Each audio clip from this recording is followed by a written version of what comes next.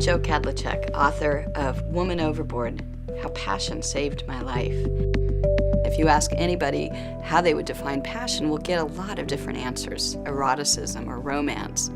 Others will say passion is an adventure, or vocation or calling, or some will immediately say that it's an expression of creativity.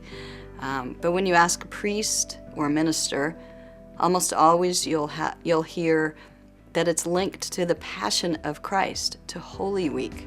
And so that's really interesting to me. How then do we look at all of those definitions in the context of the Passion of Christ? Because really, when you look at the word passion, its definition has evolved over the years. And in our culture today, the last thing most people would do would be to define it in terms of the Passion of Christ. But its original definition actually does come from the Latin passio, which is to suffer, and in context specifically, it's the Christ who has suffered. And then from that word evolved into general suffering, and then we took on all sorts of intense emotion. And all of those definitions really do help us in figuring out how to live out what we're born for, how to live out our particular callings in the context of our Christian faith, and how to make sense of a world that is broken through the death and life of Jesus. It quite naturally leads us into a sense of compassion as well. And that word is interesting because it means to suffer with, to come alongside. So it's not like we pursue our own passion for our own sake. It's always, especially if it's anchored in the Passion of Christ and in His suffering, we figure out what we're supposed to be doing. We walk with Christ, who experienced all of the things that we're experiencing, so that we can give back to others. We can be extensions of His grace and His passion.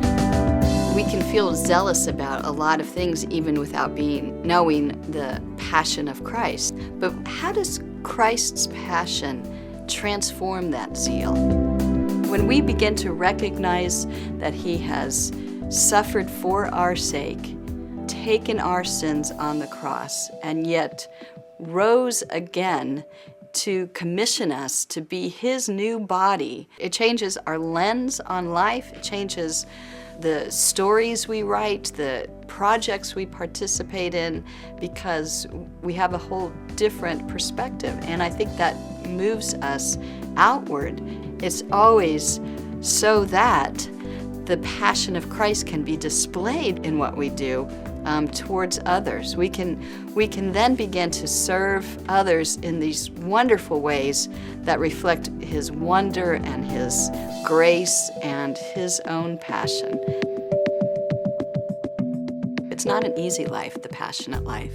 And so inherently there's a sense of suffering that can come when we pursue our passions. I mean, think in terms of what will happen. We have to take risks. We have to jump overboard. We have to recognize that this could be hard. This could be scary. This could be dangerous if we jump overboard. But consider how dangerous it would be to stay put. When our identity is anchored in the Passion of Christ, it frees us to jump. It frees us to take the risks that we've always wanted to take, to pursue the things we've always wanted to pursue. So why not? What are we waiting for?